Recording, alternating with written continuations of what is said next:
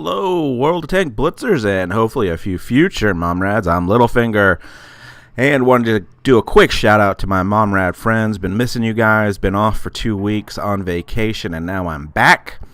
Rolling out with a full tank review on the Chinu, which is a Japanese Tier 5 medium tank. You see it here in the garage. Let's pull up the tech tree and just talk briefly about this tank. And really all of the tanks that lead up to the STB-1. This is going to be fairly mobile tanks with accurate, super accurate guns, good penetration numbers, but very little armor. Good play style if you like to be mobile on the battlefield. I don't recommend, staying in one spot or trying to really get hull down with these tanks, although they can do that. They've got fairly decent gun depression, so they're pretty good on hills. Just around overall, really good tanks in my opinion.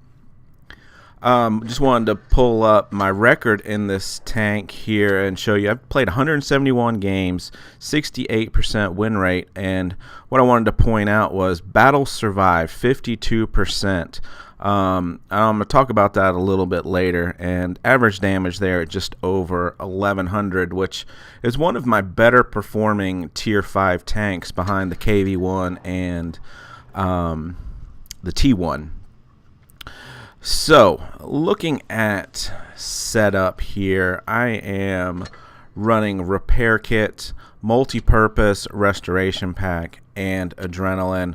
Provisions, running protective kit, improved fuel, and onigiri. Not sure exactly what that is. Ammunition. You can see here, very low number of Pramo rounds, which is also AP, just a higher penetrating. You can see here it's $2,800 credits per round, so obviously want to use that sparingly, and since I'm not carrying that much, you can see I really don't need it. Taking a quick look here at the characteristics, you can see the Chinu comes with a 57 millimeter gun, and if we scroll down here, you can see almost 16 rounds per minute. Your penetration is 87, 131, 29 for your AP, Pramo, and HE, and your average damage there is only 90, 78, and 110. Because these penetration numbers are still pretty good for the Tier 5, I would recommend running your first 5 games, since you'll be top tier, with this setup, and build up your EXP. And try to get yourself, obviously, as quickly as you can to the top tier gun, which is Tier 5, 75 centimeter Type 5, where your penetration really jumps up to 124, 155, and 38. And your AP is 160, 135, and 200. And then if we just scroll back up here, you can see protection and firepower are pretty low, but obviously shot effectiveness and maneuverability are rather high here for this tank. So let's go ahead and look at the equipment. Because this tank with the top tier gun does have good penetration numbers, I've gone ahead and chosen to run with the gun rammer. It's going to give me almost a half a round per minute extra. Again, protected modules, protects against engine, transmission, and ammo rack, and obviously suspension and fuel tank durability. Primarily run this because enhanced cabin, I'm running a small and large repair kit, so I can repair any of that with those kits. Specialization, I went ahead and ran it with improved optics, gets that view range up to 275. Again, don't recommend spare parts on a Tier 5 tank unless it's your absolute favorite tank and you play it quite frequently. Enhanced gun lane drive would drop our aim time down to 3.2, where supercharge obviously adds 10% to shell velocity and increases penetration over distance. So I'd probably go with your enhanced gun lane drive. Although this could be a toss-up because the aim on this gun is still pretty good. And you do want to play this more as a midline support role tank. So let's go ahead and go with the supercharge if you do decide to do that. Enhanced armor, well, your armor's crap already, so 5% of crap's still crap, so don't go that route. Improved assembly, it's only 40 hit points. Again, this is a waste of spare parts in my opinion, so you can choose whichever one you choose there. Improved control, again, this tank moves quite well.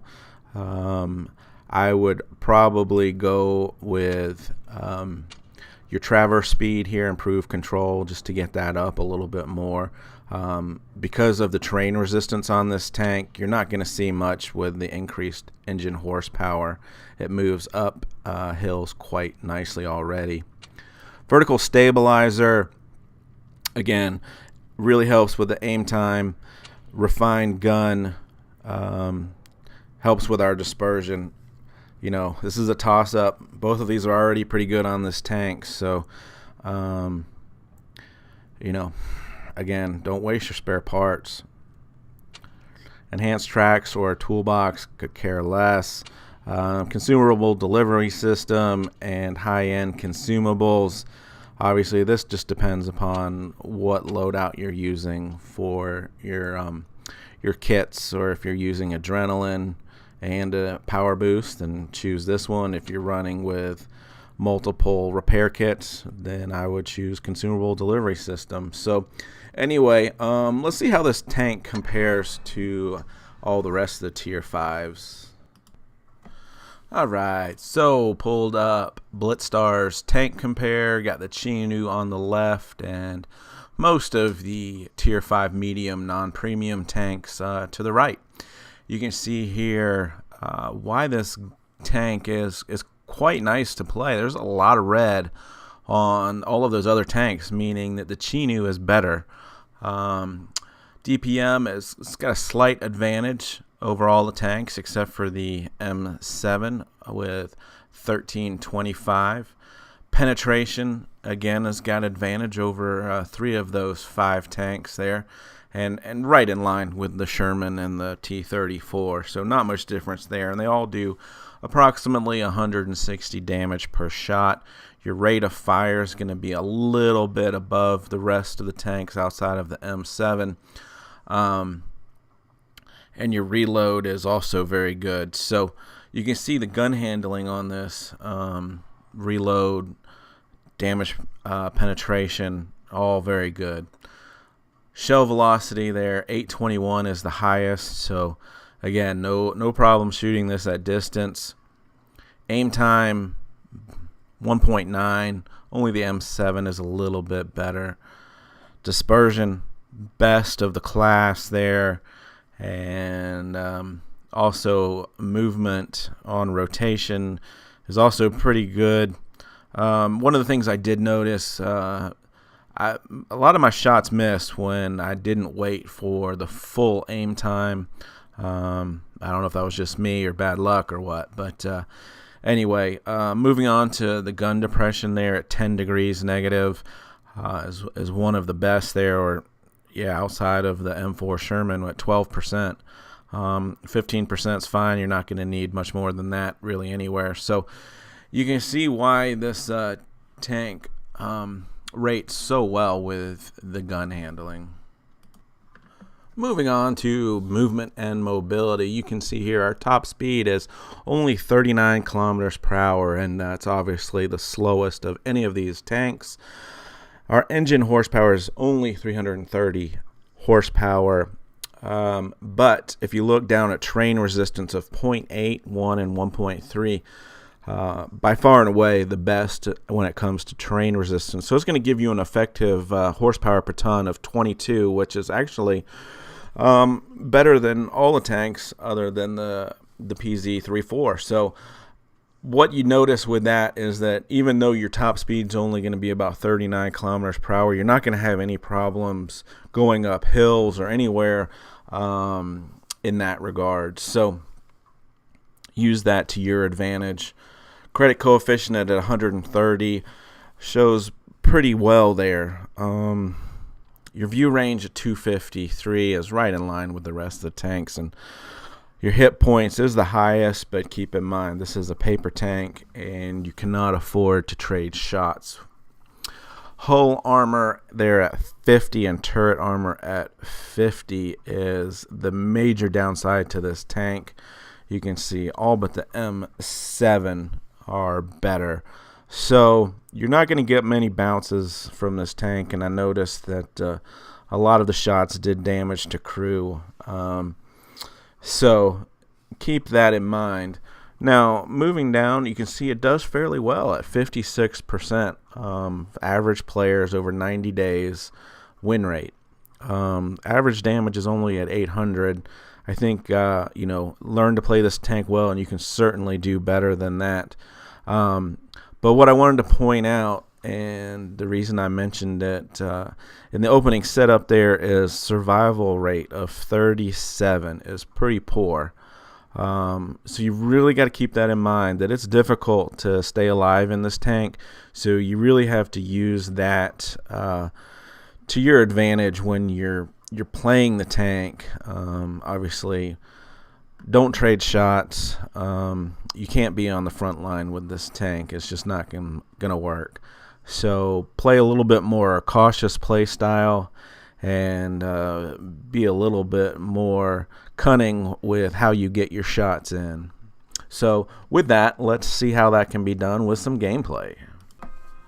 Alright, first game, Black Goldville. I always like to show you a couple games where I am bottom tier, because you can get a good feel for how this tank is going to handle those upper tier situations. So looks to me like the right move here is to go to caves. We've got a lot of mediums, so we're gonna push on up to the caves, and you can see here we're getting pretty good speed up the hill.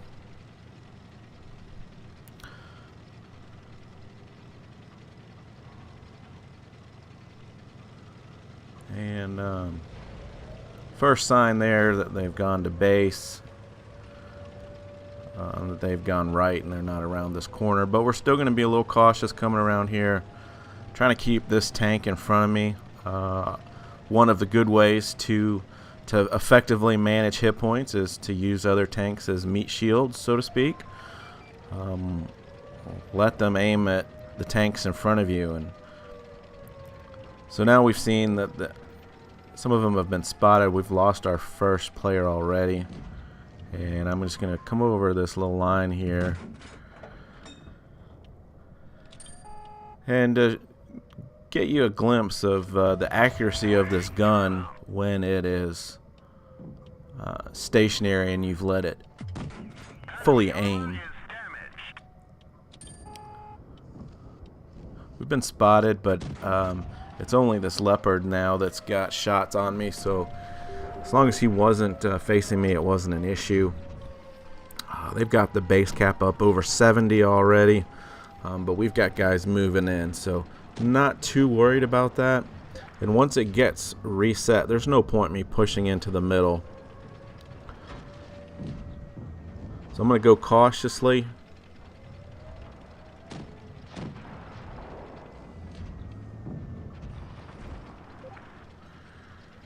And we've got a couple guys over to our left, and you can see here if you don't let it aim all the way, it's not as accurate. But we'll go ahead and finish him off, and we have got this VK over here, and I want to show you just how accurate this gun can be.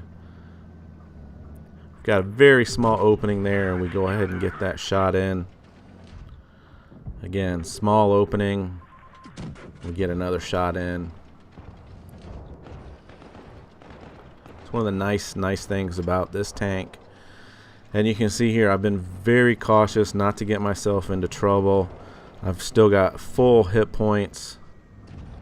Again, shooting on the run, not as accurate. Want to go ahead and get the Leopard. He's taken out. Now we can backtrack around knowing that KV's over here. I'm not sure exactly why I switched over to Pramo. Probably just wanted to make sure that that shot goes in.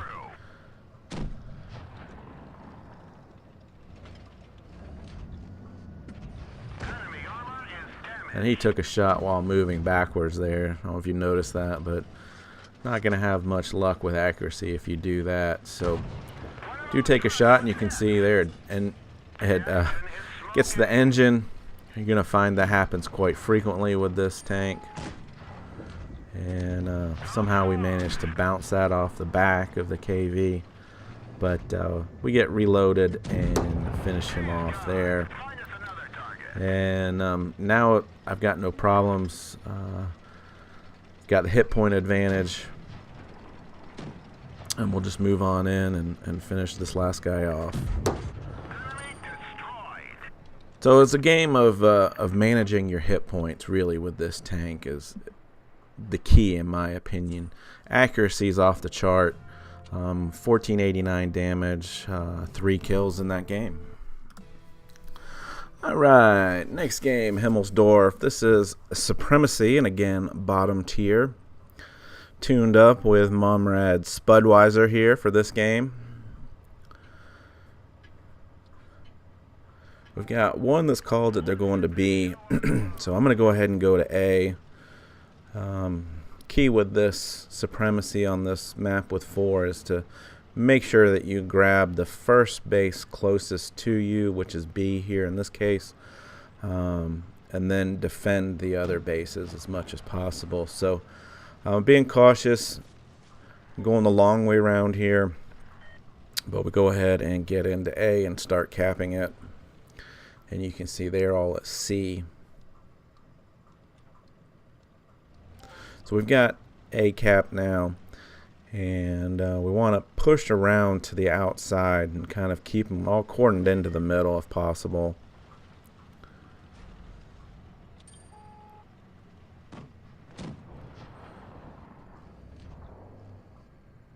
So you can see there's a nice accurate shot at distance, not a big target.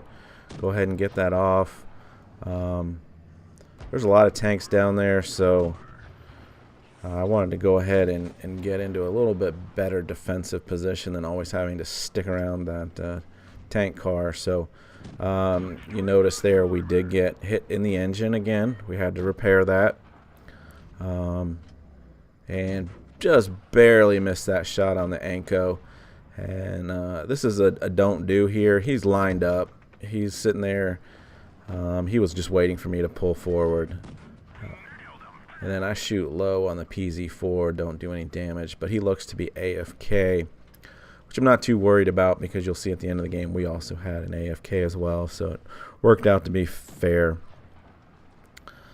Looks like they've got 3 guys on the far outside here. Just want to keep them honest and not let them poke around.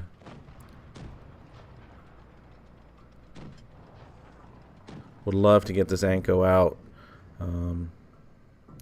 But he is going to push around. And now we've got this KV-1S staring us in the face. And this is a tank that could certainly finish us off with one shot now. We get a second shot into him. And you'll see here we'll reload. And get a nice little shot in there with this accurate gun. He's headed this way, so I'm going to push around to the other side.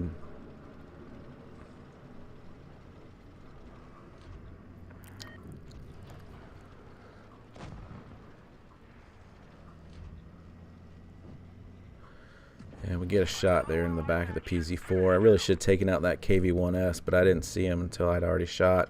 So I hit the adrenaline just so I could get a shot off before he was able to turn and reload, but he got taken out there. So we finish off the AFK, and now we've got 2 tanks left. KV here. You can see here I pull forward, and he puts a HE round into me for over 300 damage. So keep that in mind, and that's why you got to play like this, like it's literally your last hit point, because sometimes it can be like that one. You know, a KV typically does about 220 damage, but obviously more with HE, which he was smart enough to switch over to for my paper mache Chinu.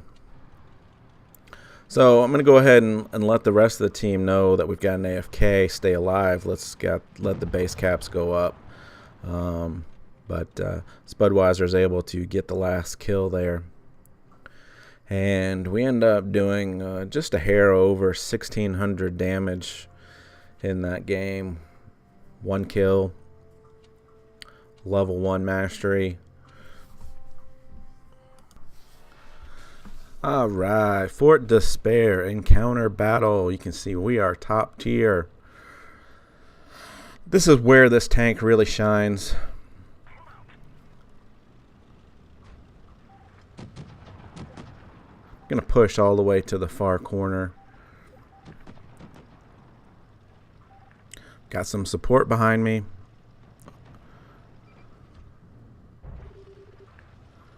And they've all been spotted on the other side there. Nice distance there. That's over 270 meters. We'll move in so we're a little bit closer. 221.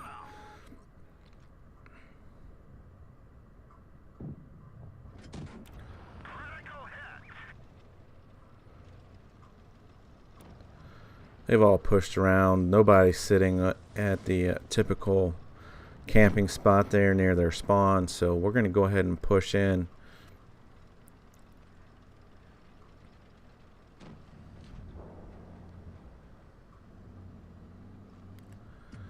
Just clip the edge of the building there on that DW. Aiming for the tracks there.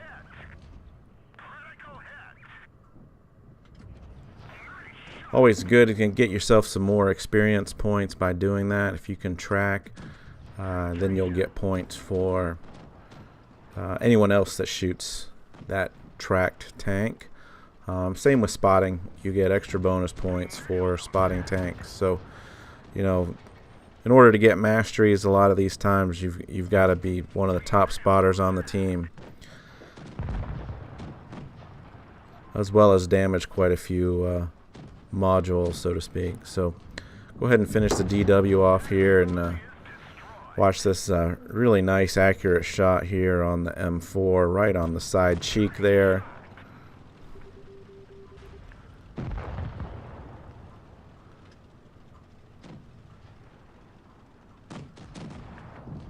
So you can see we've taken one shot.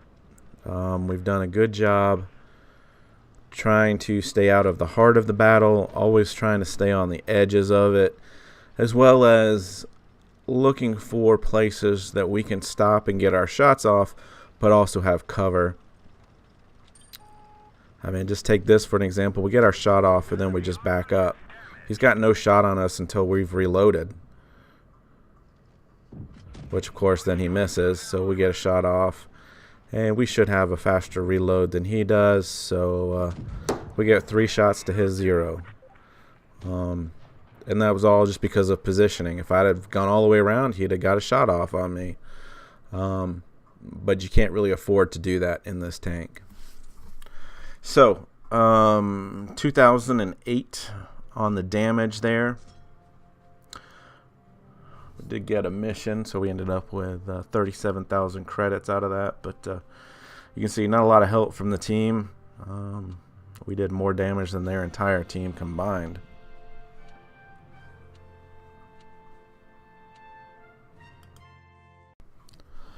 Alright, here's a game on mines as top tier. We've got some fast tanks, so obviously the strategy here is hill.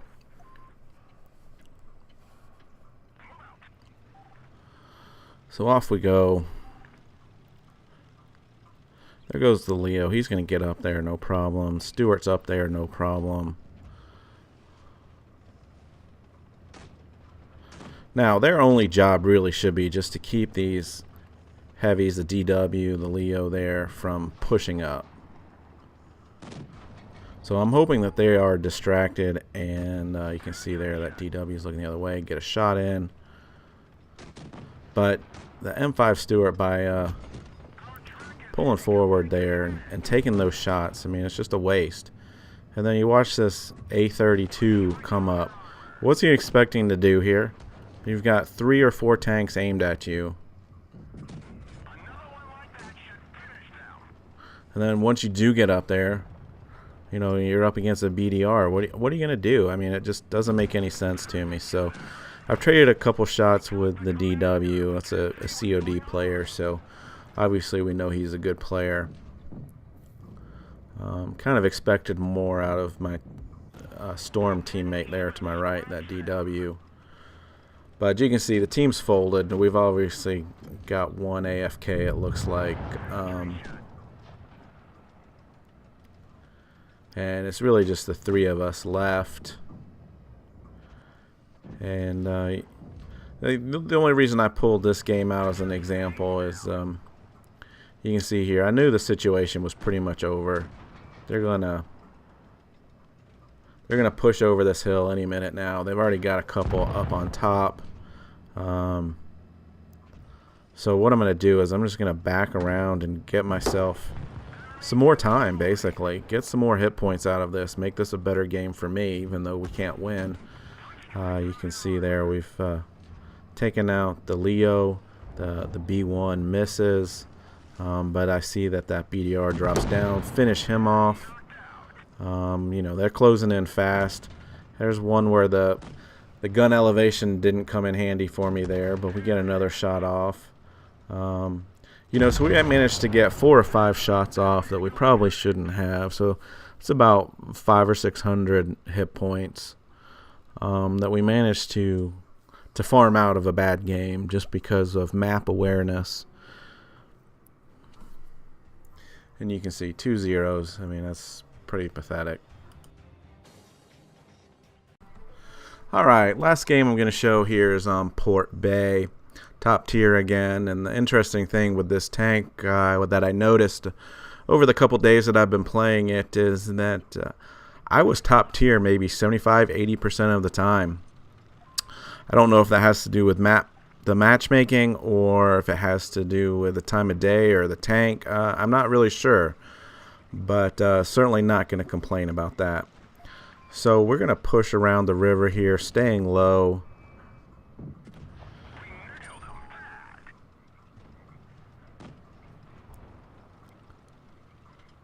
Again, like I've tried to focus on with this review, is this tank is all about map awareness, making sure that you're not in direct line of fire of multiple tanks, because you're not going to bounce many shots.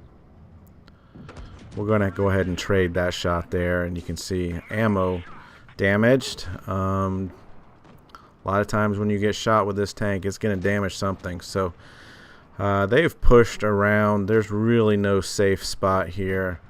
I don't want to be there by myself against 2 tanks pushing around the corner, so I'll stick with my teammates here.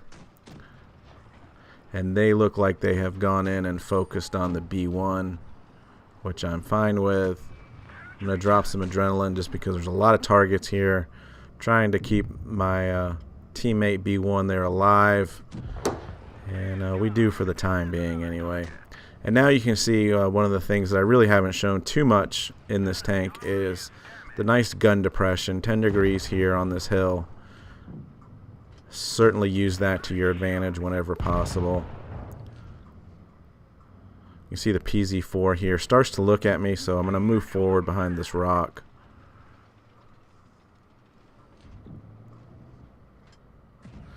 Get a nice shot in there. We've been shot from the left, but I wanted to make sure we got that PZ4 first. So take another shot from the T67. Managed to squeak that one in. I'm not sure how.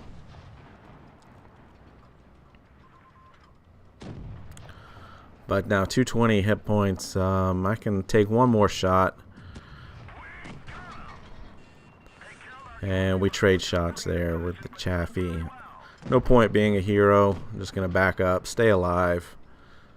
and let the team finish him off. So 2 kills later, 1,627 damage. Nice little run on this tank. You know, I think I highlighted the good points there. Is this gun, the accuracy, stay in the mid to back lines as support. Use tanks in front of you as meat shields. Use the good gun depression on hills as well.